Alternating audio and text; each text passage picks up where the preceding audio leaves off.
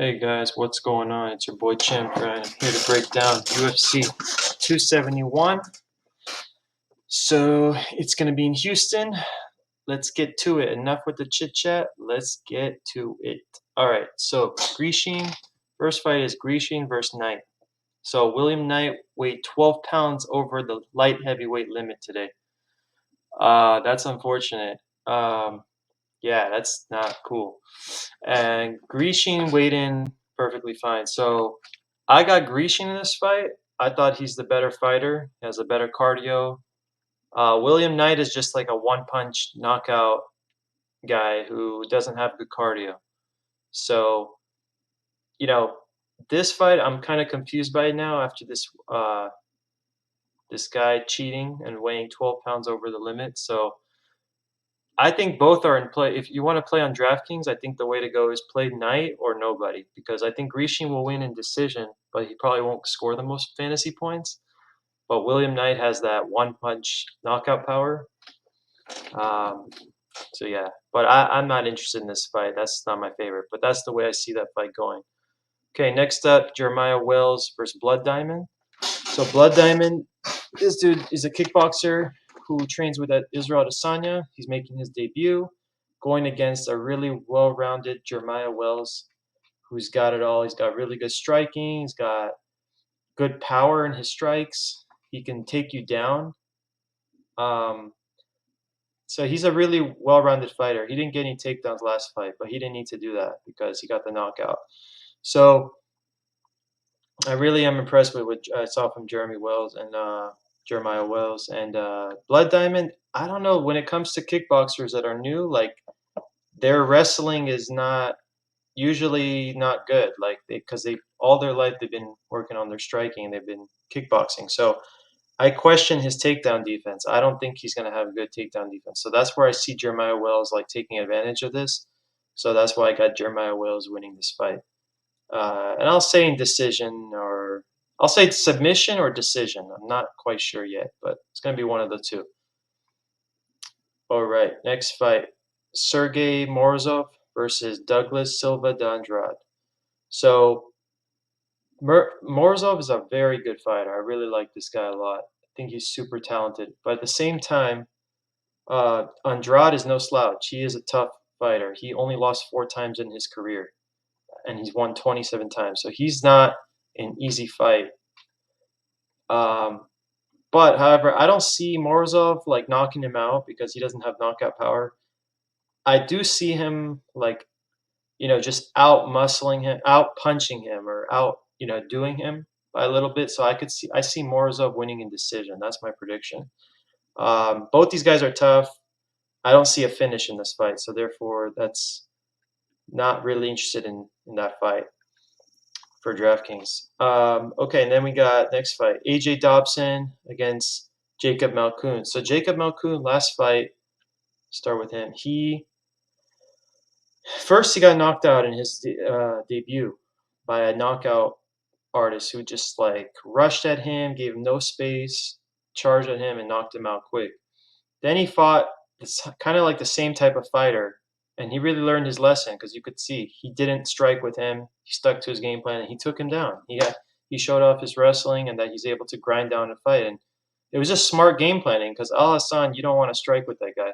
So I feel like it's the same thing here. Dobson, I've done some research on him, and from what I saw, he's just like a first round finisher. He starts off really fast, and therefore I question his cardio. I'm not sure how good his cardio is because a lot of his fights have ended in the first round.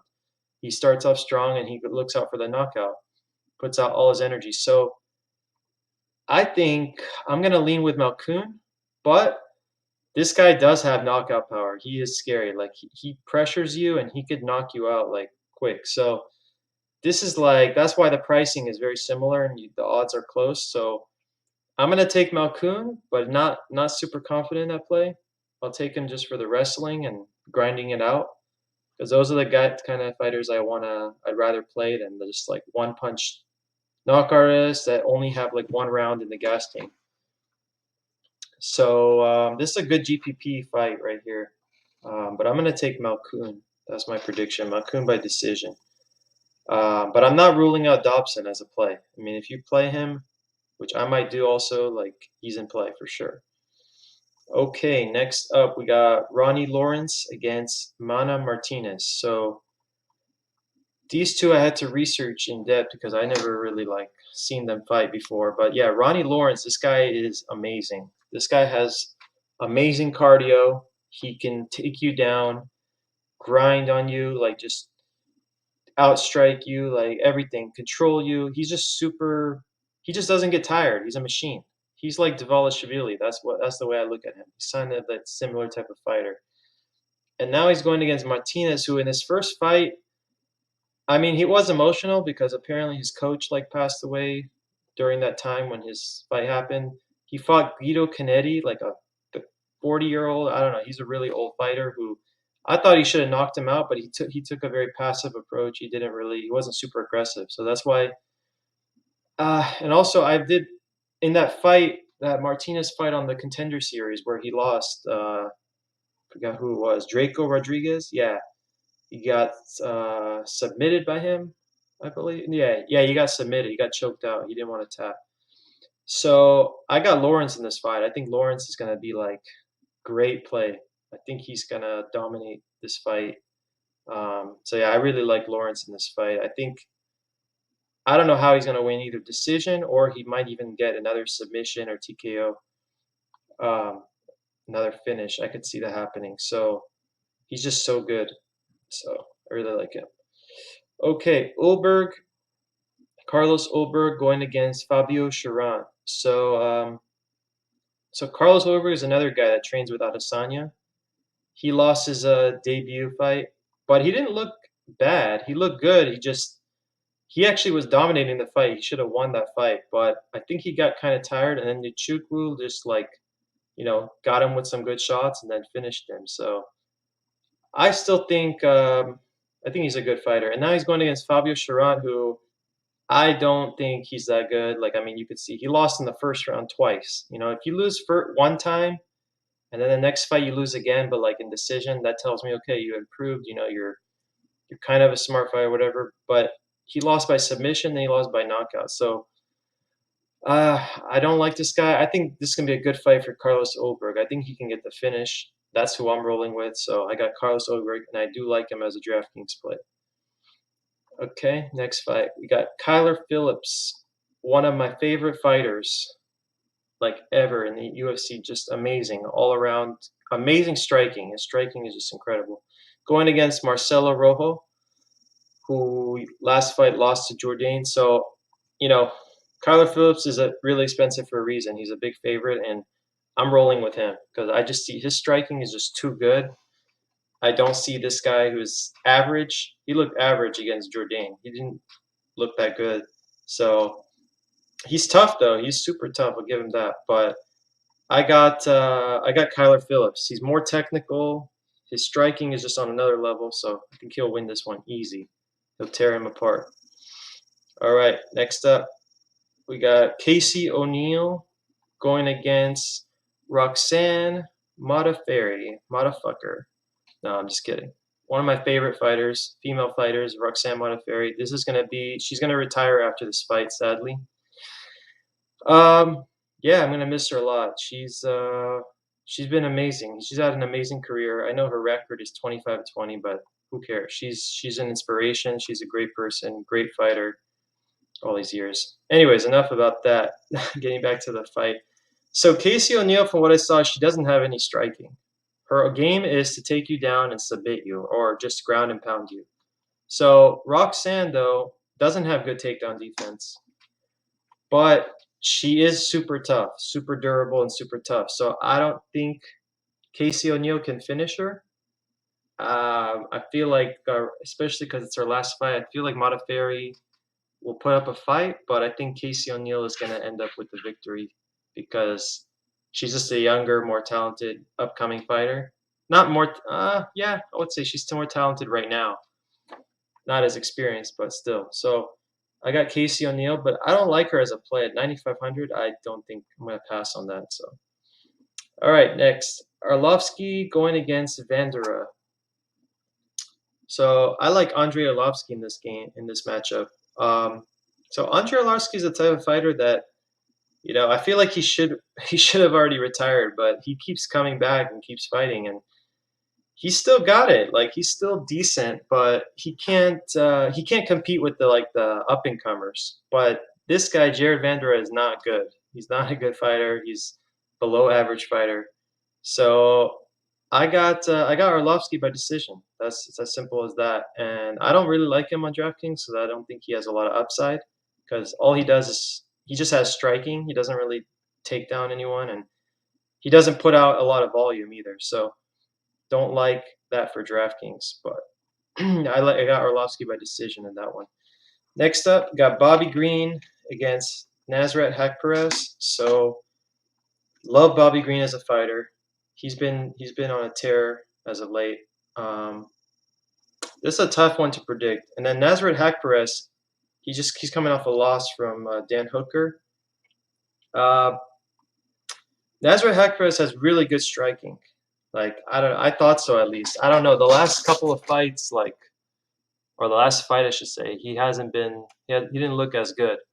And also like he doesn't look in good shape either. Like especially for this fight, like I saw the weigh-ins and he didn't look like he's in super good shape. So I had him winning this fight at first, but now I think I'm gonna take Bobby Green in this fight because he seems to want it more. He seems to have he has the more well-rounded game. Like he can take you down, he can strike with you.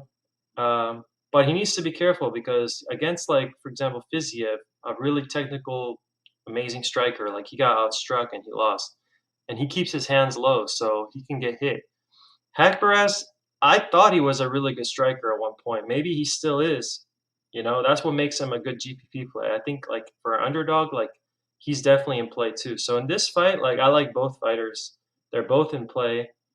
Um, it's so hard to predict. Like I wanted to pick Haqparast, but because I feel like his striking is more technical and you know, but his takedown defense, I don't know. He got taken down by Hooker, so I'm gonna take Bobby Green in this fight. I just don't think Haqparast is like in the best shape anymore.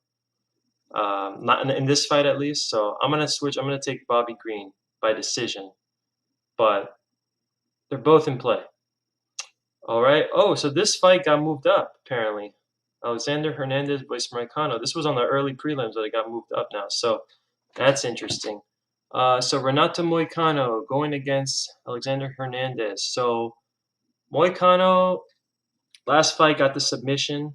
He got knocked out 3 times in his last 5 fights. So yeah, so he decided, you know what, I'm gonna go to my bread and butter and take people down now. And Hernandez, he has pretty good takedown defense, and he looked really good in his last fight. He just like pressured the fighter and outstruck him, and he caught him and knocked him out. So that's cool to see that he has knockout power.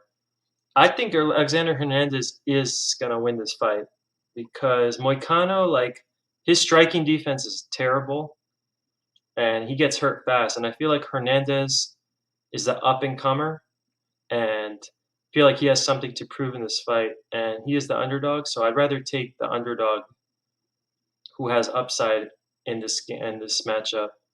So I got Alexander Hernandez by knockout. That's what I see happening here. I think he's gonna repeat. He's gonna repeat what he did last fight.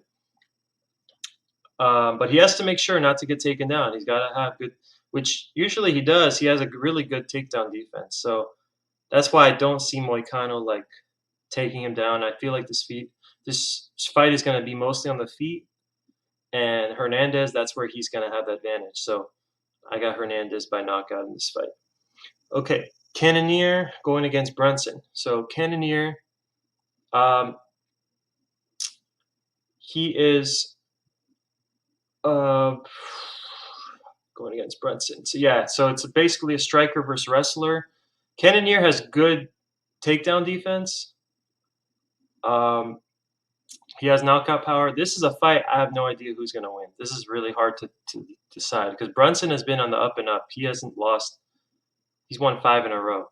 Um, But can he out wrestle Cannonier? Like that's the question. And Cannonier, from what I saw, he has good takedown defense. So I feel like this is going to be like a stalemate fight.